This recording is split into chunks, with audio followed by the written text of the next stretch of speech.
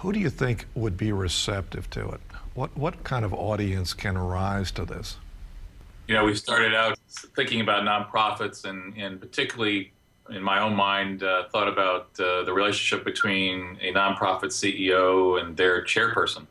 And if that's a healthy relationship where they can work together as partners, then you're much more likely to have an effective nonprofit. So we targeted at that focus group and then said, gee, would it ripple out to other boards of nonprofits, the management teams? I mean, we started thinking about it, this is not just for fundraisers, because really, honestly, everybody involved, the team, is there to get resources, knowledge, network, contacts, relationships.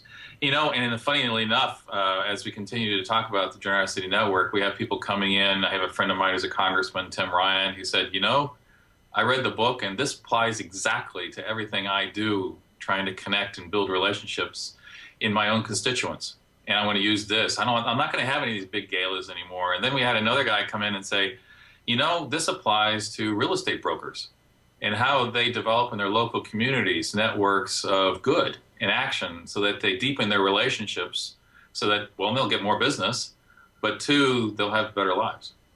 And I love the fact that you said with Congressman Ryan, Jeff, that it's, about building his constituency. And, something we talk about in the book and certainly practice is the word client comes from the Latin word clientum, which means to lean against. And, typically in a contract, you kind of negotiate all the terms of the contract up front, and then you work very hard to fulfill them.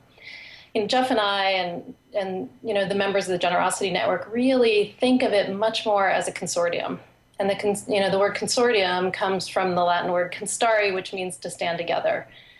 And you don't negotiate all the terms up front. You initiate a learning journey, a journey of how you're going to work together, how you're going to start to weave other people into it. How's it never going to end in a certain way? Because even if the specific project you're working on together concludes, what's next? Presumably you're going deeper and deeper and learning more and more and growing. And so I think this appeals to people who are much more interested in creating a consortium than necessarily a client base.